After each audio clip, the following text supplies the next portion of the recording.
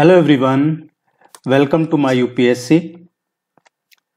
मध्य Pradesh assistant professor 2025 के लिए regular basis पे प्रिपरेशन करवा रहे हैं। 8 टेस्ट इसके ऑलरेडी कंप्लीट हो चुके हैं। टेस्ट नंबर 9 डिस्कस करेंगे। जिन्होंने टेस्ट सीरीज ज्वाइन कर रखी है, आपको इवनिंग में 7 बजे से 9 बजे के बीच में आपके ईमेल आईडी पे सेंड कर दिया जाता है। जिन्होंने टेस्ट सीरीज ज्वाइन नहीं कर रखी है, ये हमारी वेबसाइट है, इसको विजिट कर लीजिएगा, टेस्ट सीरीज ज्वाइन कर लीजिएगा, या वेबसाइट myupsc.in को विजिट करके ज्वाइन कर सकते हैं, या फिर इस नंबर पे कांटेक्ट करके भी आप टेस्ट सीरीज ज्वाइन कर सकते हैं। टेस्ट सीरीज का लिंक आपको नीचे डिस्क्रिप्शन में, वीडियो के नीचे और कमेंट सेक्शन में भी मिल जाएगा, वहां से भी टेस्ट सीरीज ज्वाइन कर सकते हैं। टेस्ट सीरीज हिंदी और इंग्लिश दोनों मीडियम में अवेलेबल है। जिनको हिंदी मीडियम में ज्वाइन करते हैं, आपको कंप्लीट आपके सिलेबस के नोट्स प्रोवाइड करवाए जाएंगे, और जो टेस्ट करवाए जाते हैं वो आपको हिंदी में ही उनका डिटेल सॉल्यूशन मिलता है। लेकिन जो ऑनलाइन टेस्ट मिलता है वो हिंदी और इंग्लिश दोनों में होता है, और जो इंग्लिश में ज्वाइन करते हैं उनको भी मटेरियल इंग्लिश में ही प्रोवाइड करवाया जाता है, डिटेल सॉल्यूशन उनको इंग्लिश में ही प्रोवाइड करवाया जाता है। तो जिस मीडियम में आप ज्वाइन करते हैं आपको उसी मीडियम में मिलता है, और जो प्रैक्टिस टेस्ट मिलते हैं वो हिंदी इंग्लिश दोनों में है। Let's begin. कुछ लोगों ने पिछली बार जैसे एग्जाम हुआ था तो जो मार्जिन से रह गए, उस टाइम भी कहा था कि देखिए टाइम से ज्वाइन कर लीजिए टेस्ट सीरीज, तो उससे आपकी रेगुलरिटी बनी रहेगी। आपको क्या पढ़ना है सिर्फ उसी को फॉलो करना है, इसके अलावा कोई बुक वगैरह की जरूरत नहीं है। आप थ्रोली टेस्ट सीरीज फॉलो करते हैं तो कंप्लीट आपके सिलेबस के नोट्स प्रोवाइड करवाए जाते हैं, रिविजन नोट्स भी प्रोवाइड करवाए जाते हैं, कंप्लीट सिलेबस के टेस्ट करवाए जाते हैं, और फिर रिवीजन टेस्ट भी करवाए जाएंगे आपको इसमें। तो फिर आपको कोई इश्यू नहीं रहेगा, आप थ्रोली टेस्ट सीरीज फॉलो करते हैं। तो जो पिछली बार मार्जिन से रहे उनमें से कुछ लोगों ने इस बार जैसे ही टेस्ट सीरीज शुरू करवाई ज्वाइन किया है, ताकि बाद में उनको एकदम से मटेरियल ज्यादा मिलता है तो वो रिवीजन नहीं हो पाता है। Let's begin. मध्य प्रदेश में पहला राष्ट्रपति शासन लागू किया गया, तब मध्य प्रदेश के राज्यपाल कौन थे? मध्य प्रदेश में पहला राष्ट्रपति शासन कब लागू किया गया? मध्य प्रदेश में पहला राष्ट्रपति शासन लागू किया गया था 30 अप्रैल 1977 में, और ये कब से कब तक रहा था? ये रहा था 23 जून 1977 तक। तो पहला राष्ट्रपति शासन मध्य प्रदेश में 30 अप्रैल 1977 से और 23 जून 1977 तक रहा है। और उस टाइम पे मध्य प्रदेश के जो राज्यपाल थे श्री सत्यनारायण सिन्हा थे। श्री सत्यनारायण सिन्हा ये मध्य प्रदेश के उस टाइम पे गवर्नर थे। दूसरी बार मध्य प्रदेश में राष्ट्रपति शासन कब लगा है? और देखिए, जब पहली बार राष्ट्रपति शासन लगा उस टाइम पे श्यामचरण शुक्ला को विधानसभा में बहुमत था उनकी सरकार को, इसके बावजूद बर्खास्त कर दिया गया था। बहुमत था फिर भी बर्खास्त कर दिया गया था। मध्य प्रदेश में दूसरी बार जो राष्ट्रपति शासन लगा था ये 18 फरवरी 1980 को लगा था। 18 फरवरी 1980 से और 8 जून 1980 तक दूसरी बार राष्ट्रपति शासन लगा था मध्य प्रदेश में। और उस टाइम पे जो सुंदरलाल पटवा थे उनको बहुमत था विधानसभा में, इसके बावजूद सरकार बर्खास्त कर दी गई थी। तीसरी बार जो राष्ट्रपति शासन लगा था मध्य प्रदेश में ये 15 दिसंबर 1992 को लगा था, और ये चला था 7 दिसंबर 1993 तक। 92 से 93, 15 दिसंबर 92, 7 दिसंबर 1993 तक चला था। 3 बार मध्य प्रदेश में राष्ट्रपति शासन लगा है। तीसरी बार जो राष्ट्रपति शासन लगा था उत्तर प्रदेश में जो बावरी का इशू हुआ था, राम जन्मभूमि विवाद, उसके बाद सरकार को बर्खास्त करके राष्ट्रपति शासन लगा दिया गया था। हमसे पूछा पहली बार लगा जब कौन थे राज्यपाल, तो श्री सत्यनारायण सिन्हा जी थे। Who has been awarded Padma Shri award for the field of arts? कला के क्षेत्र में पद्म अवार्ड 2025 मध्य प्रदेश से किसे मिला है? अभी रिसेंटली पद्म अवार्ड दिए गए हैं। पद्म विभूषण, पद्मश्री, पद्म भूषण ये अवार्ड दिए गए हैं। यहाँ पूछा है पद्म अवार्ड 2025 में पद्मश्री अवार्ड आर्ट के, कला के क्षेत्र में मध्य प्रदेश राज्य से किन्हें दिया गया है? मध्य प्रदेश से कला के क्षेत्र में दिया है भैरू सिंह चौहान को। श्री भैरू सिंह चौहान को इनको कला के क्षेत्र में दिया गया है। भूपेंद्र कुमार जैन हैं, इनको मेडिसिन के फील्ड में दिया गया है। किसमें? मेडिसिन के फील्ड में दिया गया है। ये भी मध्य प्रदेश से ही है। इसके अलावा हरचंदन सिंह भट्टी है, हरचंदन सिंह भट्टी को दिया गया है। हरचंदन सिंह भट्टी भी आर्ट के फील्ड में ही दिया गया है उनको भी। जगदीश जोशीला है, जगदीश जोशीला, इनको भी पद्मश्री दिया गया है लिटरेचर और एजुकेशन के फील्ड में। लिटरेचर एंड एजुकेशन, इनका भी संबंध मध्य प्रदेश से ही है। और श्रीमती शैली होलकर है, ये भी मध्य प्रदेश से ही है, इनको दिया है ट्रेड में, ट्रेड एंड इंडस्ट्री में, ट्रेड एंड इंडस्ट्री के क्षेत्र में दिया है। इनका भी संबंध मध्य प्रदेश से, ये चारों ऑप्शन में दिए हुए हैं, चारों का संबंध मध्य प्रदेश से ही है। इसके अलावा एक और है जो ऑप्शन में नहीं है, हरचंदन सिंह भट्टी, उनको भी कला के क्षेत्र में ही दिया गया है। हमसे पूछा है कला के, तो इसमें जो कला के क्षेत्र में है ए ऑप्शन करेक्ट आंसर आएगा। एक क्वेश्चन पूछा जाता है आपके एग्जाम में पद्मा अवार्ड्स का। वर्ष 2011 की जनगणना के अनुसार निम्नलिखित में से कौन से जिले की जनसंख्या की दशकीय वृद्धि दर सर्वाधिक थी? हमसे पूछा है decadal growth rate, decadal growth rate पिछले 10 साल की, 2011 की जनगणना का पूछा है। इसका मतलब ये पूछ रहे हैं 2001 से और 2011 के बीच में जो जनगणना हुई है उसमें ग्रोथ रेट पूछा है, वृद्धि दर पूछी है। सबसे ज्यादा वृद्धि दर किसकी हुई है 10 साल में? मध्य प्रदेश के कौन से जिले की हुई है? देखिए, अगर हम मध्य प्रदेश की बात करें, अभी हम बात कर रहे हैं स्टेट की, मध्य प्रदेश की, तो मध्य प्रदेश की जो डिकेडल ग्रोथ रेट रही है 2001 से 2010 में, दशकीय विकास दर मध्य प्रदेश की पूरे स्टेट की 20.30% रही है। ये मध्य प्रदेश की है। सबसे ज्यादा जो डिकेडल ग्रोथ रेट विकास दर वाला जो जिला रहा है वो इंदौर रहा है। कौन रहा है? इंदौर रहा है। इसके अलावा जो सबसे कम दशकीय विकास दर है वो अनूपपुर में है। अनूपपुर में सबसे कम डिकेडल ग्रोथ रही है। सबसे ज्यादा जनसंख्या वृद्धि दर अगर पूछी जाए, सर्वाधिक जनसंख्या वृद्धि दर वाले मध्य प्रदेश के जिले, तो पहला इंदौर है, दूसरा झाबुआ है और तीसरा भोपाल है। इंदौर का 32.8% है, भोपाल का 30.7% है। भोपाल का नहीं, ये झाबुआ का है 30.7 और भोपाल का 28.62% है। ये 3 जिले हैं जिनमें सर्वाधिक जनसंख्या वृद्धि दर रही है। सबसे कम की का पूछा जाए, सबसे कम जनसंख्या वृद्धि दर वाले मध्य प्रदेश के जिले, तो सबसे कम रही है अनूपपुर की। अनूपपुर का रहा है 12.3%। दूसरा बैतूल का रहा है, बैतूल का ये 12.9%। और तीसरा रहा है छिंदवाड़ा का, ABC याद रख लीजिएगा, छिंदवाड़ा 13.07%। ये 3 सबसे कम वृद्धि दर वाले जिले हैं। और सबसे ज्यादा वाले इंदौर, झाबुआ और भोपाल। बालाघाट मध्य प्रदेश का वो जिला है जहां सबसे ज्यादा सेक्स रेशियो है, लिंगानुपात वाला जिला है बालाघाट। यहाँ पे 1021 महिलाएं हैं पर 1000 मेल। बालाघाट की बात करें तो सर्वाधिक जो लिंगानुपात वाला जिला है बालाघाट है, जबकि सबसे कम भिंड का है, वहां 837 फीमेल्स हैं पर 1000 मेल। ये कुछ डेटा है इंपॉर्टेंट जो हमें याद रखने हैं। आगे और डिस्कस करते रहेंगे इनको, एक साथ में आपको ध्यान नहीं रहेगा, जब इनको पढ़ाएंगे जब और अच्छे से करवा दें। उद्यम क्रांति योजना का मुख्य उद्देश्य क्या है? उद्यम क्रांति योजना का मेन उद्देश्य क्या रहा है?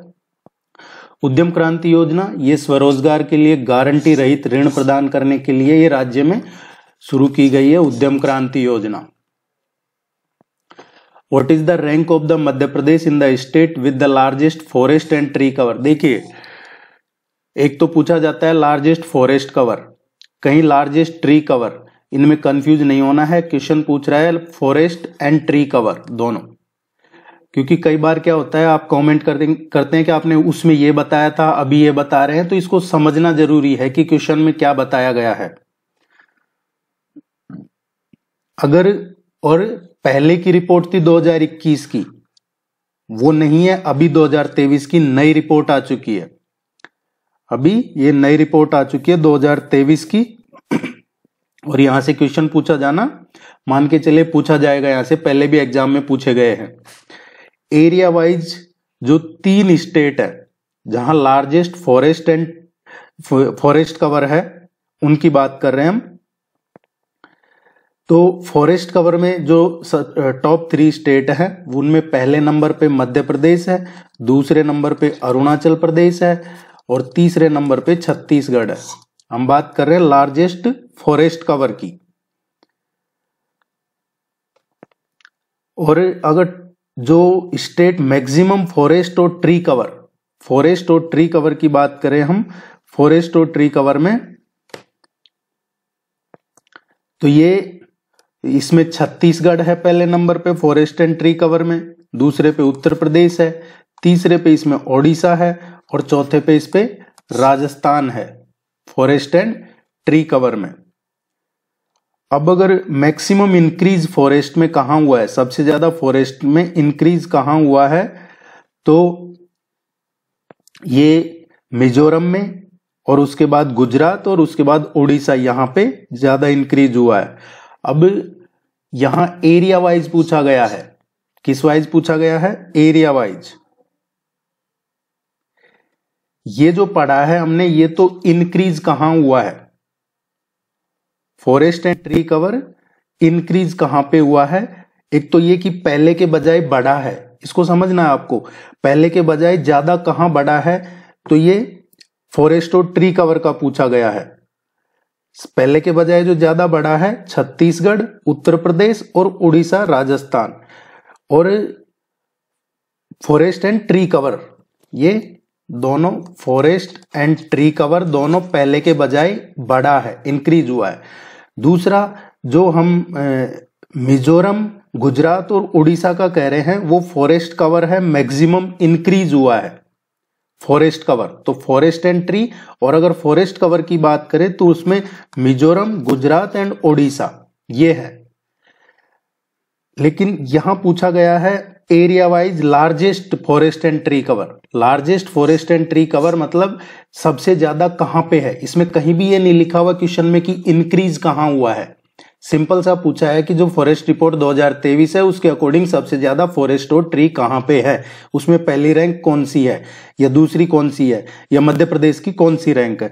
तो देखिए जो सबसे ज्यादा लार्जेस्ट फॉरेस्ट और ट्री कवर है उसमें पहले नंबर पे मध्य प्रदेश है, दूसरे नंबर पे इसमें अरुणाचल प्रदेश है और तीसरे पे महाराष्ट्र है। इनको अच्छे से समझिएगा, नहीं आप कंफ्यूज होके कमेंट करेंगे।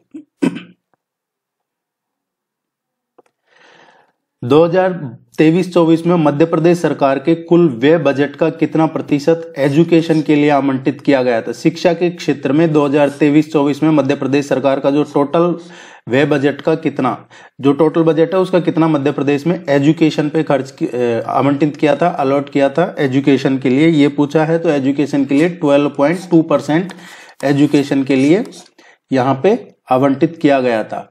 निम्नलिखित में से कौन 2024 के पद्म विभूषण पुरस्कार के प्राप्तकर्ता नहीं है। इनमें से किसे 2024 में जो पद्म विभूषण पूछा गया है, पद्म विभूषण, वो किसे नहीं मिला है। 2024 की बात करें तो 2024 में पद्म विभूषण मिला है 5 लोगों को, 5 कैंडिडेट्स को मिला है। और उस 5 में से भी कला के क्षेत्र में मिला है 3 लोगों को। इसके अलावा जो सोशल है, सोशल कॉज के लिए जो मिला है वो 1 को मिला है, और जो पब्लिक काम है, सामाजिक काम है, सार्वजनिक काम है, उनके लिए भी 1 को मिला है। तो कला की बात कर लेते हैं।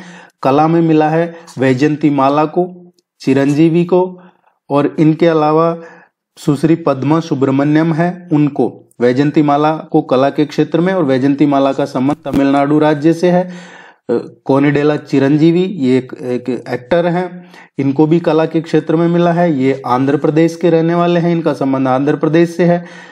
और तीसरा जो कला के क्षेत्र में मिला है सुश्री पद्मा सुब्रमण्यम को, वो उनका संबंध भी तमिलनाडु से ही है।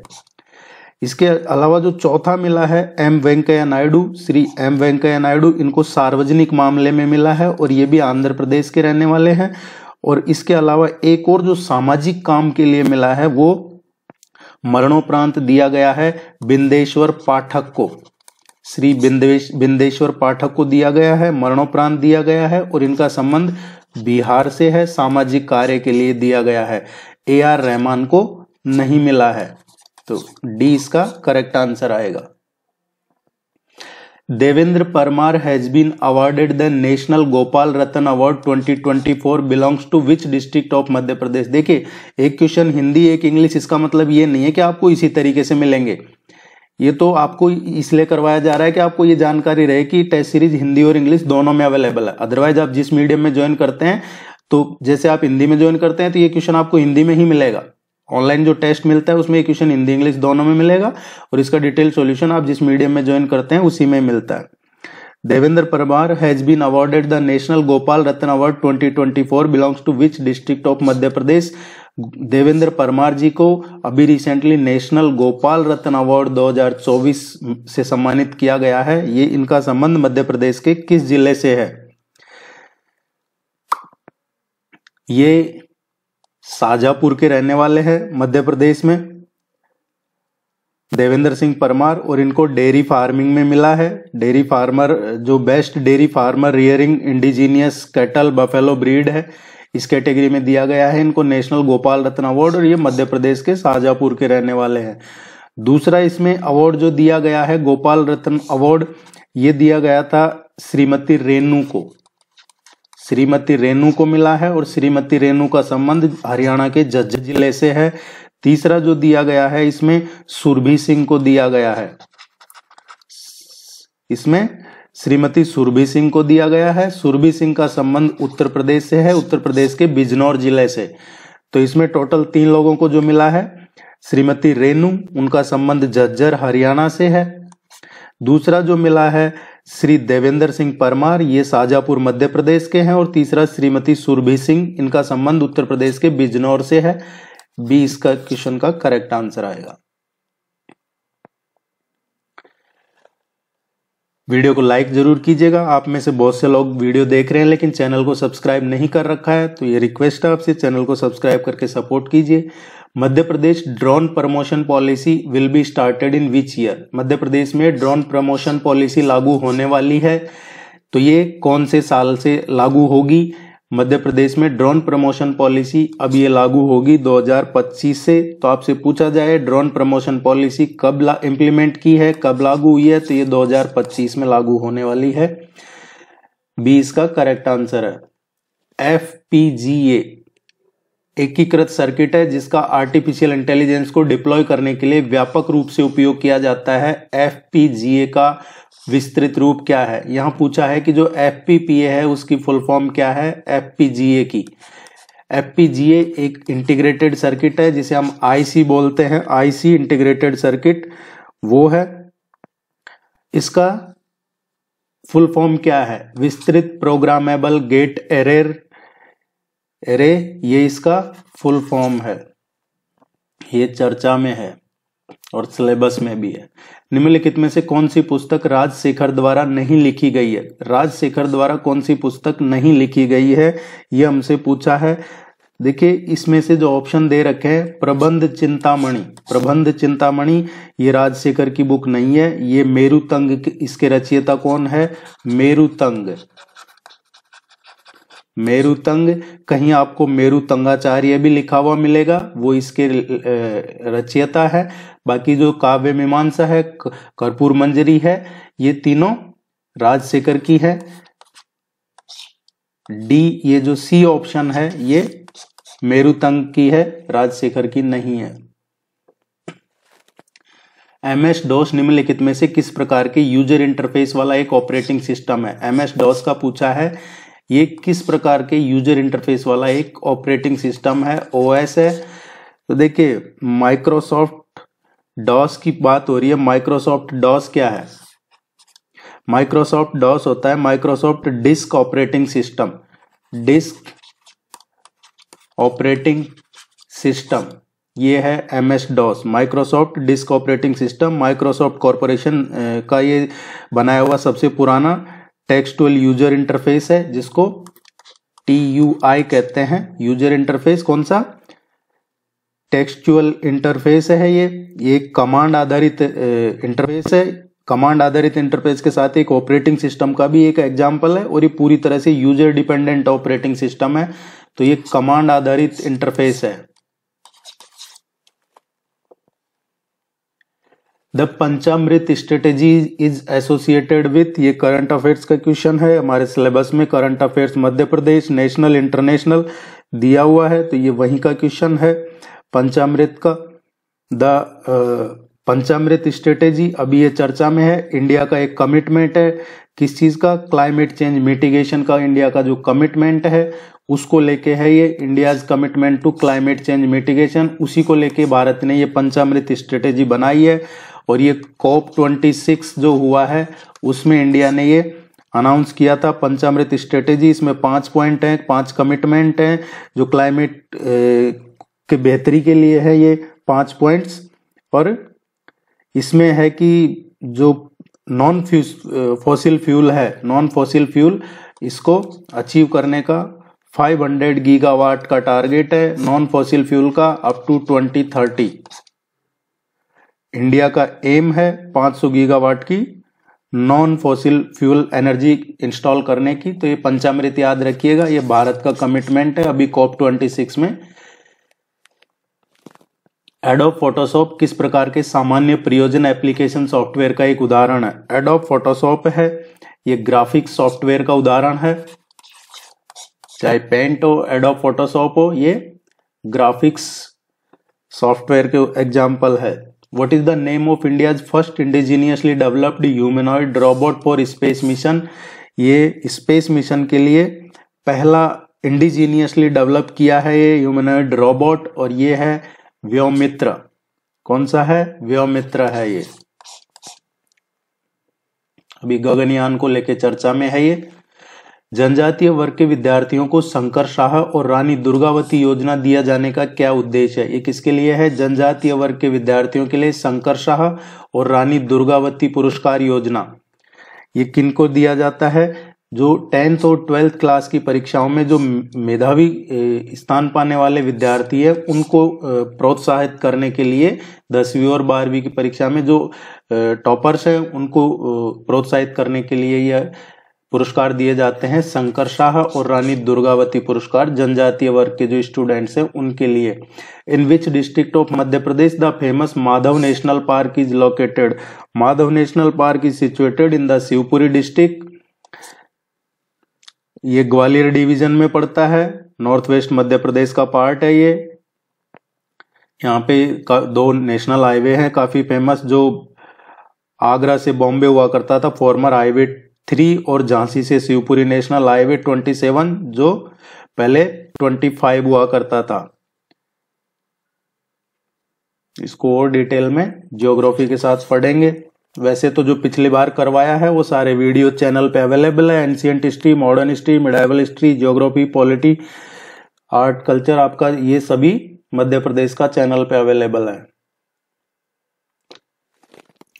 एक मेलवेयर जो एक वैध सॉफ्टवेयर की तरह दिखता है और एक बार जब ये उपभोगकर्ता को बहलाकर उसे इंस्टॉल करवा देता है तो ये काफी हद तक एक वायरस या वर्म की तरह कार्य करता है। इसे क्या कहा जाता है? देखिए मेलवेयर क्या है, ये दिखता तो एक सॉफ्टवेयर है, जैसे कोई वैलिड सॉफ्टवेयर हो, ओरिजिनल सॉफ्टवेयर हो, ऑथेंटिक सॉफ्टवेयर हो, उसकी तरह दिखता है। और जब यूजर को एक बार जब यूजर इसको इंस्टॉल कर लेता है तो ये वायरस या वर्म की तरह कार्य करता है। क्या होता है, कई बार आपको कोई कॉल करता है और कॉल पे कहता है आप इंस्टॉल कीजिए, हम आपको गाइड करेंगे, चाहे वो कहीं से भी कोई भी कॉल करे। अगर आपके पास कितना भी अर्जेंसी हो, कितना भी जरूरी हो, आप ऑनलाइन कोई भी पेज को ओपन नहीं करना है, कोई भी एप्लीकेशन को डाउनलोड नहीं करनी है। एक तो जब आप किसी से फोन पे बात कर रहे हैं, स्पेशली कोई अननोन पर्सन से, जो चाहे कोई बैंक का रिप्रेजेंटेटिव हो या किसी और इंस्टीट्यूट का, आप ऑनलाइन कुछ भी ओपन नहीं कीजिएगा, किसी भी लिंक को ओपन नहीं करना, ना कोई एप्लीकेशन ओपन करनी जब आप फोन पे बात कर रहे हैं, ये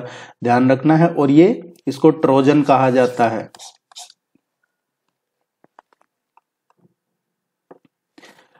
मध्य प्रदेश में काली मिट्टी के संबंध में इनमें से कौन सा कथन गलत है? सही कौन सा नहीं है ये पूछा है, तो गलत कौन सा है?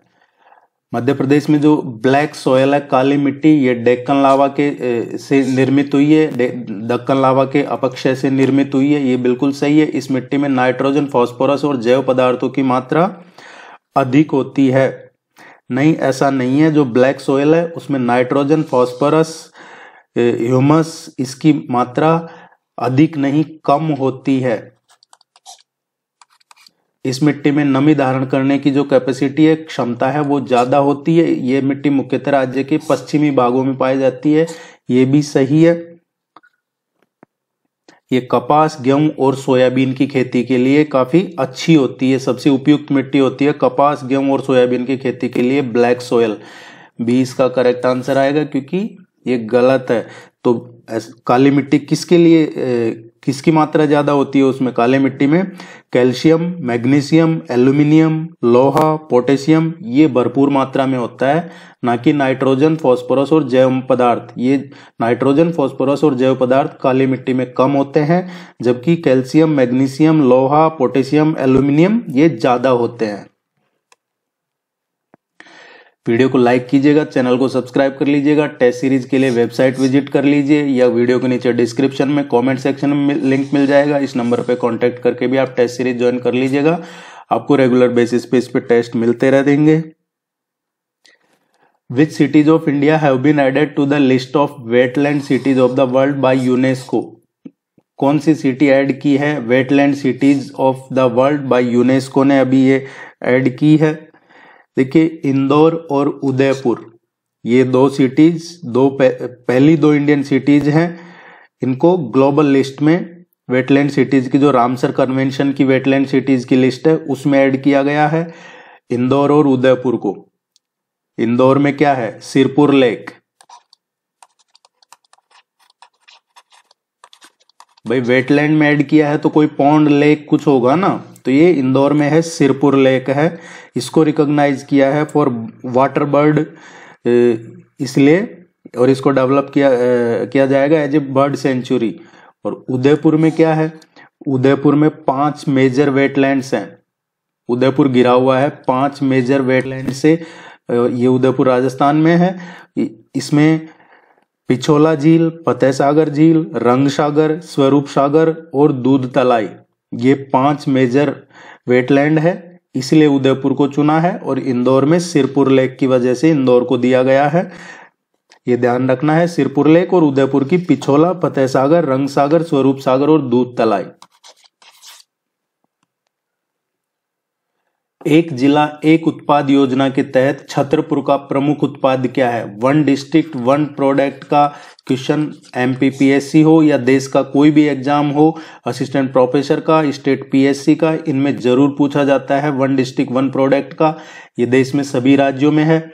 एक जिला एक उत्पाद योजना के तहत छतरपुर का प्रमुख उत्पाद क्या है? छतरपुर का प्रमुख उत्पाद जो है, ये लकड़ी के फर्नीचर, और लकड़ी के फर्नीचर के साथ साथ इसमें ग्रेनाइट और लकड़ी के फर्नीचर, ये दोनों छतरपुर का 1 डिस्ट्रिक्ट 1 प्रोडक्ट में आते हैं। टमाटर कौन से जिले का 1 डिस्ट्रिक्ट 1 प्रोडक्ट में आता है? टमाटर रायसेन जिले का है ये टमाटर। रायसेन का है धान के खेत और टमाटर। कपास की बात करें तो कपास है ये खारगोन में आता है। खारगोन जिले में मिर्च और मिर्च के उत्पाद, इसके अलावा कपास। बाग प्रिंट है ये, बाग प्रिंट या कपड़े कहें, ये धार जिले का 1 डिस्ट्रिक्ट 1 प्रोडक्ट है। हमसे छतरपुर का पूछा है, सी इसका करेक्ट आंसर आएगा। Madhya Pradesh chief minister launch the राहगिरी आनंद उत्सव, ये कहां पे लॉन्च किया है, किस जगह पे लॉन्च किया गया है? मध्य प्रदेश के चीफ मिनिस्टर ने राहगिरी आनंद उत्सव।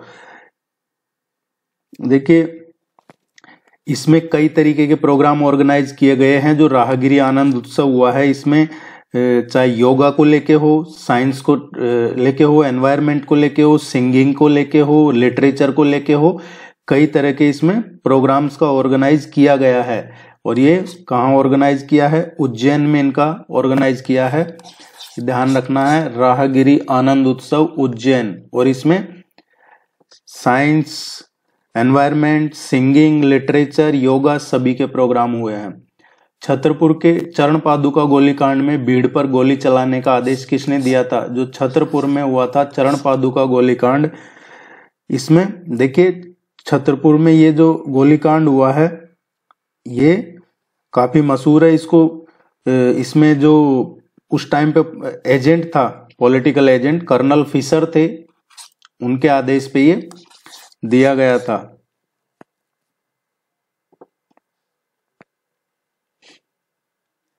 तूरिया जंगल सत्याग्रह का नेतृत्व किसने किया है? तूरिया जंगल सत्याग्रह का नेतृत्व लोहार सेनापति थे मध्य प्रदेश के, उन्होंने किया था। वो सिवनी जिले के, ये तूरिया गांव है सिवनी जिले में, उसके रहने वाले थे और इन्होंने ही इसका तूरिया जंगल सत्याग्रह का नेतृत्व किया था। और यहाँ की कमान मूका लोहार के पास थी और 9 अक्टूबर 1930 को दिन ही आंदोलन का इन्होंने शुरुआत कर दी थी। तो तूरिया जंगल सत्याग्रह का नेतृत्व ये मूका लोहार सेनापति, ये सिवनी जिले के थे, तो तूरिया गांव के। Recently which mission has been started to make Madhya Pradesh poverty free? Madhya Pradesh में से गरीबी को हटाने के लिए, गरीबी कम करने के लिए ये प्रोग्राम शुरू किया है मध्य प्रदेश सरकार ने। कौन सा मिशन शुरू किया है ये पूछा है। तो पहले तो इसमें टारगेट क्या रखा गया है कि गरीबी कब तक कम हो जाएगी मध्य प्रदेश से, तो इसमें टारगेट रखा है पॉवर्टी फ्री का 2028 तक का। और इस प्रोग्राम को जो शुरू किया है इसका नाम है गरीब कल्याण मिशन। क्या है? Garib Kalyan mission to eradicate poverty in the Madhya Pradesh by 2028। ये काफी इंपॉर्टेंट है। ये प्रोग्राम का नाम और ये साल दोनों आपको ध्यान में रखने हैं। 2028 गरीब Kalyan mission. Which country has recently chosen not to join China's Belt and Road Initiative, becoming the second BRICS member to opt out? जो चाइना का BRI प्रोजेक्ट है, बेल्ट एंड रोड इनिशिएटिव, इसमें से ब्रिक्स का कौन सा दूसरा देश है? जो पहला देश तो इंडिया है, ऑब्वियसली इंडिया है पहला देश जिसने मना कर दिया BRI ज्वाइन करने से। अब दूसरा देश बन गया है ब्राजील। ब्राजील ने भी, चाइना ने काफी कोशिश की लेकिन ब्राजील को कन्विंस नहीं कर पाया और ब्राजील ने इसे मना कर दिया है इसको ज्वाइन करने से चाइना के साथ। मध्य प्रदेश में कौन सी जनजाति अपने विशिष्ट बांस शिल्प के लिए जानी जाती है? मध्य प्रदेश में जो विशिष्ट बांस शिल्प के लिए जानी जाती है ये बैगा जनजाति है। पारंपरिक रूप से बांस का यूज करते हैं। ये टोकरी, चटाई, अदर जो वस्तुएं ये बनाते हैं। इनका शिल्प कौशल, इनका उनकी सांस्कृतिक विरासत का एक हिस्सा भी है बैगा कम्युनिटी का, बैगा जनजाति का। निम्नलिखित में से कौन सा गैर लाभकारी संगठन भारत में रोबोटिक्स और ऑटोमेशन में मानक स्थापित करने के लिए शीर्ष स्थान है? भारत में जो कोई गैर लाभकारी संगठन है भारत में रोबोटिक्स और ऑटोमेशन के लिए, all India council for robotics and automation है।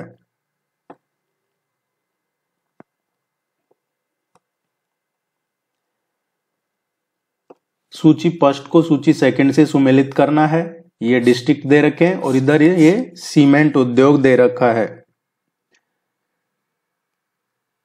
देखिए दामोह है इसका सीमेंट उद्योग, तो ये नरसिंहगढ़ भिंड का है, मालनपुर सीमेंट उद्योग सतना का है, मेहर और मुरैना बानमोर। ये इसका करेक्ट आंसर आएगा। छिंदवाड़ा जिले के पातालकोट क्षेत्र में कौन सी जनजाति का बाहुल्य है? छिंदवाड़ा में जो पातालकोट है वहां कौन सी जनजाति का बाहुल्य है? पातालकोट है। ये छिंदवाड़ा जिले में जो तामिया तहसील है उसमें स्थित एक घाटी है। छिंदवाड़ा में तामिया तहसील में एक घाटी है पातालकोट, और ये काफी विहंगम घाटी है। इसमें गोंड और भारिया जनजाति के आदिवासी रहते हैं, गोंड और भारिया। कौन सी पुस्तक केशवदास द्वारा नहीं लिखी गई है? केशवदास द्वारा कौन सी पुस्तक नहीं लिखी गई है? केशवदास द्वारा राम रसायन नहीं लिखी गई है। राम रसायन किसकी है? ये रसिक बिहारी की है, रसिक बिहारी की है राम रसायन, केशवदास की नहीं है। उम्मीद है आपको ये यूजफुल लगा होगा। All the very best, good luck, thank you very much. कोई भी क्वेरी हो कमेंट सेक्शन में पूछ लीजिएगा। टेस्ट सीरीज के लिए वेबसाइट विजिट कर लीजिए, इस नंबर पे कांटेक्ट कर लीजिए। Thank you.